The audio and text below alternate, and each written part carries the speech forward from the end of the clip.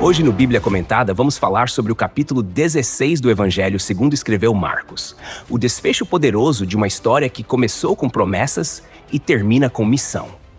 Vamos caminhar desde o silêncio do sepulcro até a glória da ressurreição, do medo das mulheres até o envio dos discípulos, da dura fé viva que move o mundo.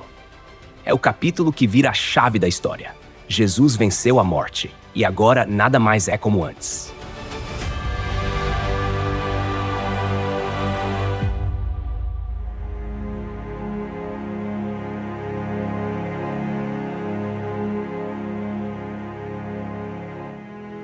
Quando passou o sábado, o dia de silêncio, de luto, de espera tensa, 3 mulheres se mexeram cedo. Lá em Marcos capítulo 16, versículo 1, diz que Maria Madalena, Maria mãe de Tiago e Salomé, compraram aromas para ungir o corpo de Jesus. Repara, elas estavam indo não por obrigação, mas por amor. Mesmo com o trauma do que viram na cruz, mesmo com a dor ainda doendo, elas foram. Sem segurança, sem saber se conseguiriam mover a pedra, só com coragem e devoção.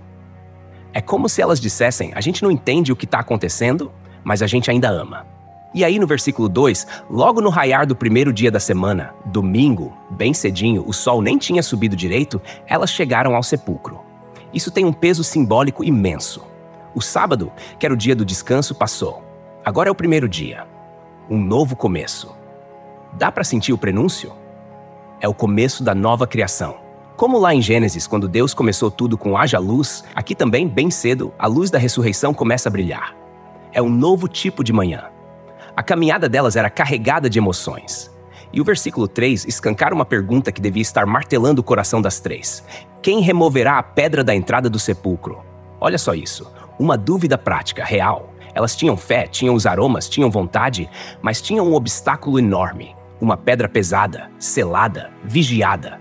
É a vida real. Quantas vezes a gente quer servir, quer fazer o que é certo, mas tem uma pedra no caminho, uma barreira que não depende só da nossa força. Mas aí no versículo 4 vem o espanto. Quando elas olham, a pedra já estava removida. E o texto deixa claro, era muito grande, ou seja, algo impossível de se fazer sozinha, sem ajuda. Mas já estava feito.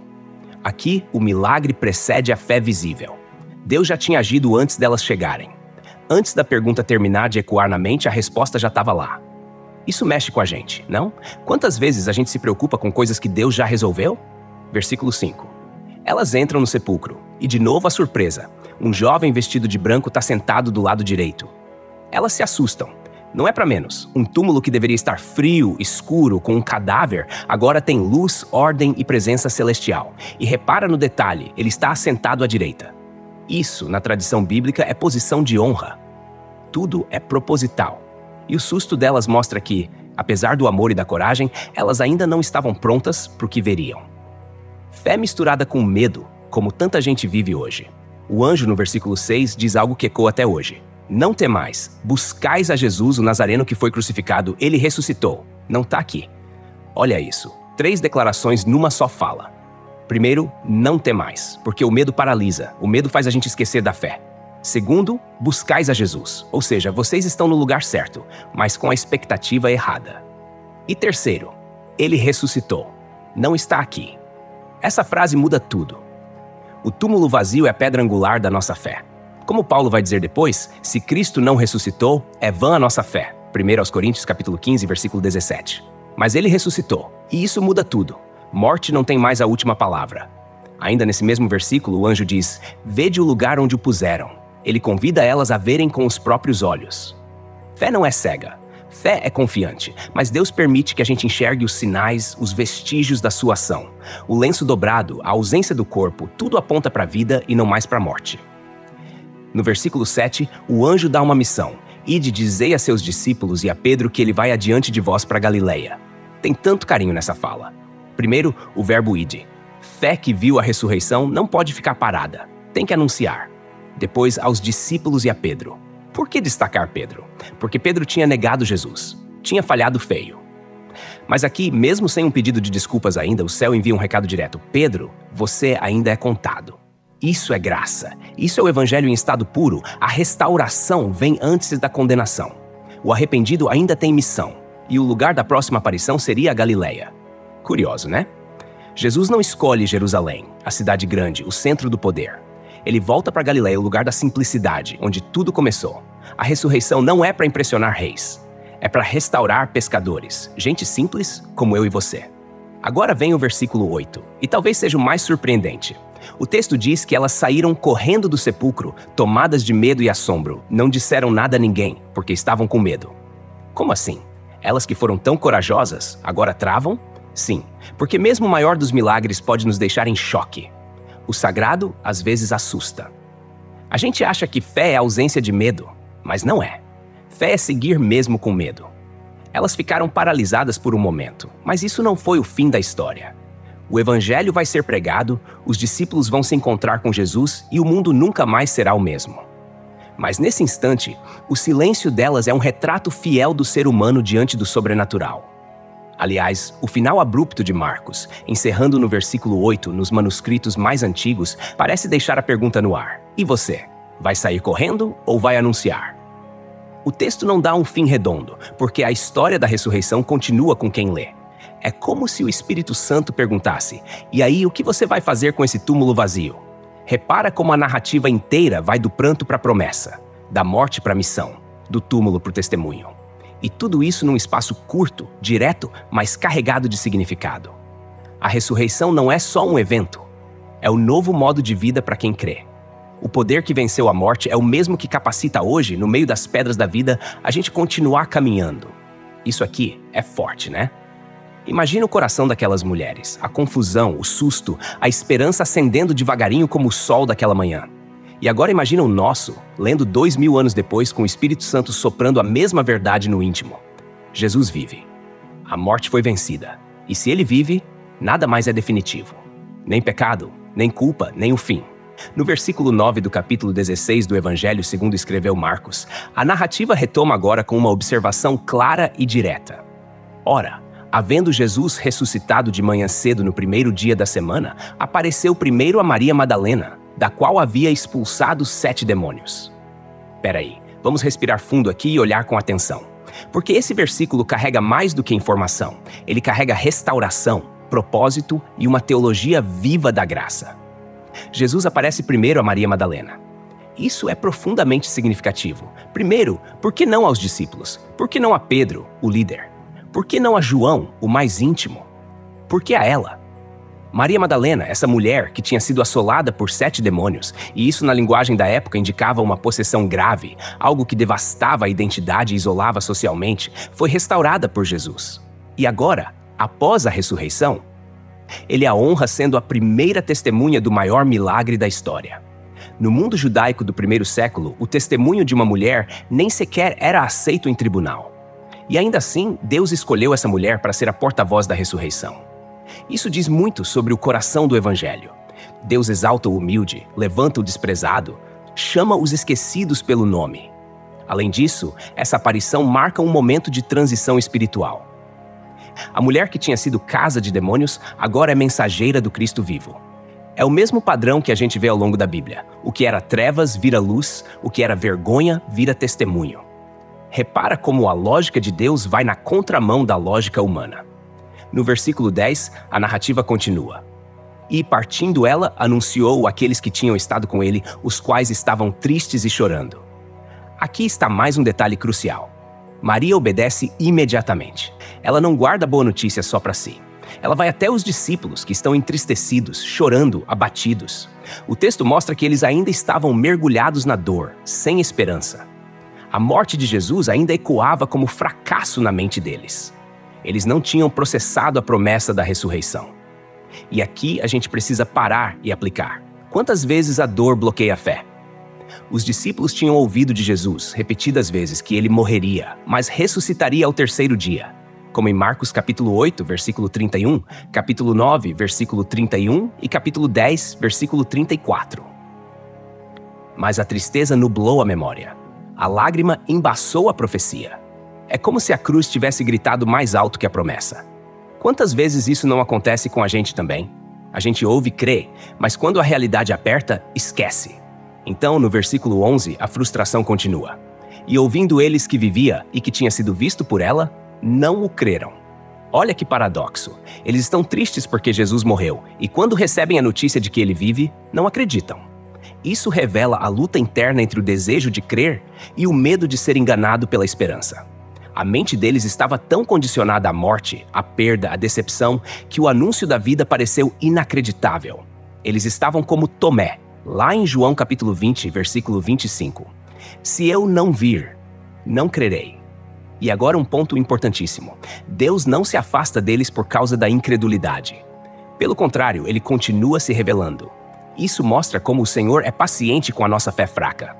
Ele entende nossas limitações emocionais e espirituais. Ele não exige uma fé de aço. Ele caminha conosco, passo a passo, revelando a verdade até que a ficha caia. No versículo 12, a narrativa diz assim: depois disso, manifestou-se de outra forma a 2 deles que iam para o campo.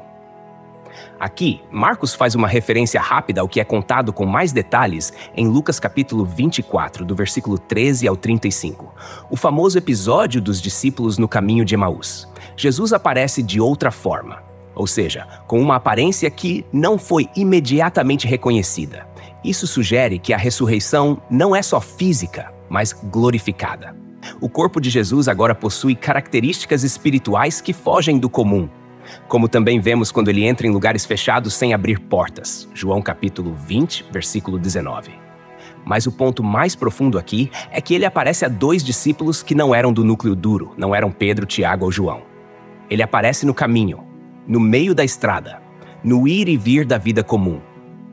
A ressurreição se revela não só no templo, mas no campo, no caminho, na conversa informal. Isso diz muito sobre como Deus se manifesta, não só em altares, mas em trilhas. Em passos silenciosos e rotineiros, ele chega perto. Agora no versículo 13 lemos: e indo estes, anunciaram-no aos outros, mas nem ainda estes creram. Aí vem de novo, incredulidade persistente. Mesmo com 2 testemunhas a mais, mesmo com os sinais crescendo, os discípulos resistem. Isso revela como a ressurreição foi difícil de ser assimilada até mesmo por quem andou com Jesus. Eles viram milagres, ouviram parábolas, presenciaram Lázaro ressuscitando. Mas a ideia de que Jesus ressuscitou a si mesmo ainda era desconcertante demais. A incredulidade deles, no fundo, é um espelho para nossa geração. A ressurreição é o ponto mais glorioso, mas também o mais escandaloso da fé cristã. Porque exige que a gente creia no impossível, que confie no poder divino sobre a morte. E isso fere o racionalismo, fere o controle, fere até o trauma. Eles estavam traumatizados, emocionalmente devastados. A crucificação não foi só um evento físico, foi o colapso de expectativas, o fim de um sonho messiânico. E crer na ressurreição exigia renascer por dentro também. Repara como o Senhor constrói a fé deles aos poucos. Primeiro aparece a Maria, depois aos 2 no caminho. E mesmo com a recusa, a história não para. Porque Deus sabe que a fé verdadeira não vem só por prova, mas pela revelação que aquece o coração. Como aqueles discípulos de Emaús disseram em Lucas capítulo 24, versículo 32. Porventura não ardia em nós o nosso coração, quando pelo caminho nos falava? A fé que nasce da ressurreição não é uma crença qualquer. É uma fé que transforma o pranto em proclamação, a dor em esperança, o medo em missão. E aqui a gente está vendo esse processo em movimento. Os corações vão sendo trabalhados. A incredulidade não é o fim, é o ponto de partida para o milagre da fé verdadeira. Agora pensa comigo. Quantas vezes a gente também ouve boas notícias, mas não acredita? Quantas vezes Deus já moveu a pedra, já apareceu no caminho, já falou com a gente? E mesmo assim, a gente ainda está preso ao luto, às lágrimas, à lógica humana? Esse trecho de Marcos é um convite à confiança. É uma chamada à fé que ousa crer no inacreditável. Porque o túmulo está vazio, a morte perdeu a força. E Jesus está vivo. E mais, ele está vindo ao nosso encontro, mesmo quando a gente ainda está de olhos vendados pela dor. Isso aqui é só o começo de uma virada de mundo. Um evangelho que começa com sangue e silêncio, mas termina com luz e envio. E a pergunta que paira é: o que você vai fazer com isso? Vai guardar? Vai fugir? Ou vai anunciar? O versículo 14 do capítulo 16 do Evangelho segundo escreveu Marcos começa com um tom forte, direto, até desconcertante. Finalmente apareceu aos 11, quando estavam assentados à mesa, e censurou-lhes a incredulidade e dureza de coração, por não haverem crido nos que o tinham visto já ressuscitado. Vamos devagar aqui, porque esse versículo é um divisor de águas. Jesus aparece aos 11 discípulos. Já não são mais 12. Judas já não está entre eles. A ausência dele é um lembrete silencioso do peso da traição e da fragilidade humana. Os 11 estão reunidos, mas não em celebração. Estão à mesa, mas não num banquete de vitória. Estão provavelmente ainda tentando juntar os cacos daquilo que aconteceu. E é nesse ambiente que Jesus entra, não com festa, mas com confronto amoroso.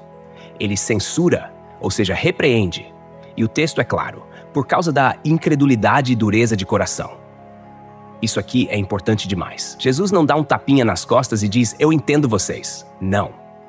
Ele confronta a incredulidade como um problema sério.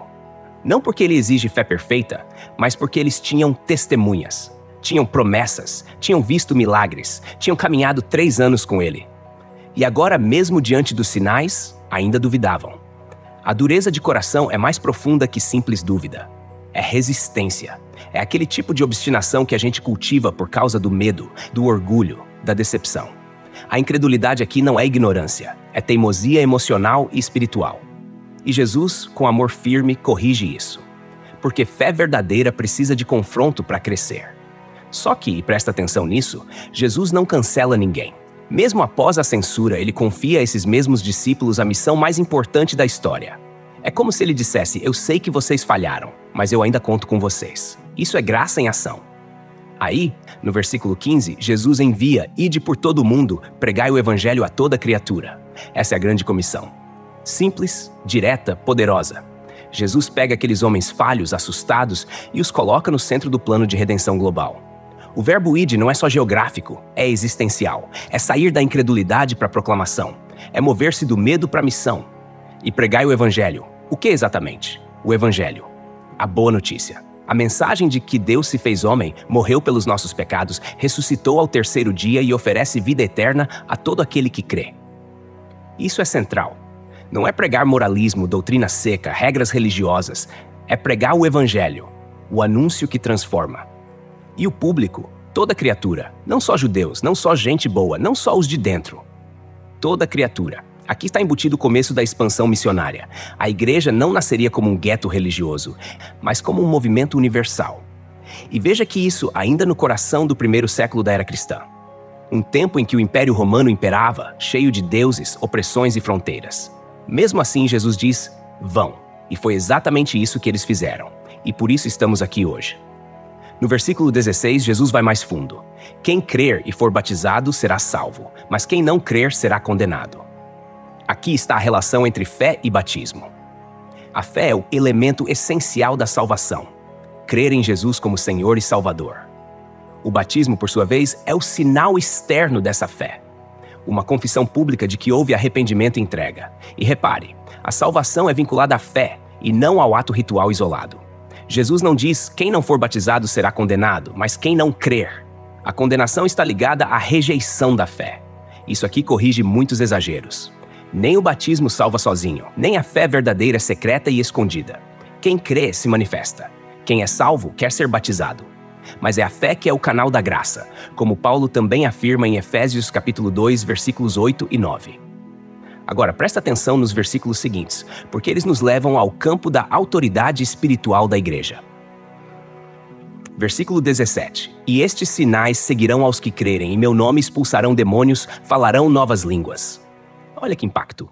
Jesus lista sinais, não como exigência para todos, mas como evidências que seguirão os que crerem.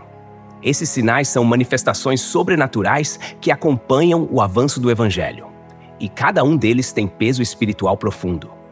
Expulsarão demônios fala da autoridade contra o reino das trevas. O evangelho é luz e onde ele chega as trevas têm que sair. Falarão novas línguas, um prenúncio de Pentecostes. Um sinal que expressa a extensão global da mensagem e também a dimensão espiritual da adoração. No versículo 18, ele continua: pegarão em serpentes, e se beberem alguma coisa mortífera, não lhes fará dano algum, e porão as mãos sobre os enfermos e os curarão. Aqui mais sinais de preservação e cura. Mas cuidado com a interpretação literalista. Isso não é licença para testar Deus, como se a fé fosse medida por brincadeiras com cobras ou venenos. Nada disso. O que Jesus diz aqui é que em meio à missão, mesmo que enfrentem perigos, ele cuidará dos seus. é o mesmo que vemos com Paulo em Atos capítulo 28, quando ele é picado por uma víbora e não morre. A promessa é de proteção providencial, não de fanatismo irresponsável. E quanto à cura, porão as mãos sobre os enfermos e os curarão. Esse é um dos sinais mais marcantes do ministério apostólico. A cura é a expressão do reino de Deus invadindo o mundo, não como espetáculo, mas como compaixão ativa. A igreja, quando vive debaixo dessa autoridade, se torna um lugar de restauração, não só espiritual, mas física, emocional, completa. Agora chegamos ao versículo 19, e é como se o céu se abrisse. Ora, o Senhor, depois de lhes ter falado, foi recebido no céu e assentou-se à direita de Deus. Esse é o clímax da glorificação. Jesus ascende aos céus. E repara, ele se assenta à direita de Deus. Isso é linguagem de entronização. É dizer que Jesus reina. Ele não desapareceu. Ele assumiu a posição de autoridade suprema. O Filho do Homem que sofreu foi humilhado e morto. Agora reina com poder e glória. A ascensão marca o fim da missão terrena e o começo da intercessão celestial. Como diz Hebreus capítulo 7, versículo 25, vive para interceder por nós. Por fim, o versículo 20 encerra com beleza e poder. E eles, tendo partido, pregaram por todas as partes, cooperando com eles o Senhor e confirmando a palavra com os sinais que se seguiram. Aqui está a fidelidade dos discípulos. Aqueles mesmos que duvidaram, agora pregam por todas as partes. Porque quem viu o ressuscitado não consegue mais viver como antes. A pregação deles não era solitária. O texto diz que o Senhor cooperava com eles. A missão da igreja não é um esforço humano, é um mover divino. Cristo está conosco, guiando, fortalecendo, abrindo caminhos. E os sinais? Eles confirmavam a palavra. Ou seja, os milagres não eram o foco, eram um selo de autenticidade. Era como Deus dizendo, isso que eles estão pregando é verdade. O milagre apontava para a mensagem, não para a fama do mensageiro. E aqui se encerra o Evangelho de Marcos, com envio, poder, cooperação divina e anúncio da ressurreição. Começa com o princípio do Evangelho de Jesus Cristo, Marcos capítulo 1, versículo 1, e termina com o Evangelho sendo pregado em todo lugar. A mensagem saiu de Jerusalém e alcançou o mundo, e ainda está chegando em corações hoje. Agora pensa, esses discípulos frágeis, cheios de falhas, foram usados para virar o mundo de cabeça para baixo. E o mesmo Espírito que os capacitou está conosco hoje. O Evangelho continua, a missão continua, e o Cristo ressuscitado ainda chama, envia, capacita e reina. A pergunta que ecoa depois desse encerramento é só uma. Você vai ficar olhando o céu ou vai anunciar o reino? Hoje no Bíblia Comentada, a gente caminhou passo a passo pelo capítulo 16 do Evangelho segundo escreveu Marcos. E que jornada, hein? Começamos com mulheres de coração partido indo ao túmulo, carregando aromas, cheias de amor, mas também de dúvidas. E terminamos com os discípulos cheios do Espírito, cruzando fronteiras, pregando o Evangelho com ousadia, enquanto o Senhor cooperava com eles e confirmava a palavra com sinais visíveis do céu. A gente viu que aquela pedra que parecia impossível de ser removida, Deus já tinha tirado do caminho antes mesmo delas chegarem. Vimos que o túmulo não segurou o autor da vida, que o silêncio do sábado foi rompido pela explosão da manhã de domingo. Não um domingo qualquer, mas o primeiro dia da nova criação. Onde antes havia morte, agora tem vida. Onde havia desespero, agora existe esperança. Jesus apareceu primeiro àquela que o mundo desprezava, Maria Madalena. A mulher que um dia foi dominada por 7 demônios, agora era mensageira da maior notícia de todos os tempos. Isso nos ensina que não importa de onde você veio, o Cristo ressuscitado olha para onde você pode chegar. Ele transforma causa em missão, lágrima em testemunho. Os discípulos, mesmo cheios de medo, dúvidas e coração endurecido, foram alcançados pela graça. Jesus não os trocou, não os descartou. Ele os confrontou, sim, mas para curar, levantar, enviar. E é com esses homens falhos que ele muda a história da humanidade. Se ele usou eles, pode usar você também. E no fim, o mesmo Jesus que andou nas ruas da Galileia, que tocou leprosos, que chorou com amigos, subiu aos céus e se assentou à direita de Deus. Mas não para se afastar, pelo contrário. Ele agora reina, intercede, coopera. Ele está no comando. E a igreja continua sua missão. Não com espada, mas com palavra. Não com força própria, mas com o poder do Espírito. A gente fecha esse Evangelho de Marcos com o coração aquecido e os olhos brilhando, porque o túmulo está vazio. A cruz foi só o começo. A história de redenção está em movimento, e agora ela inclui a gente. Então, Que tipo de seguidor de Jesus você quer ser? Um que assiste de longe ou um que vai, prega, ora, ama, cura e vive como se o Cristo realmente tivesse ressuscitado? Porque, spoiler que já virou certeza, ele vive. E porque ele vive, a gente pode enfrentar o hoje, o amanhã e a eternidade. Até o próximo capítulo, aqui no Bíblia Comentada, onde a palavra ganha vida e a fé encontra direção.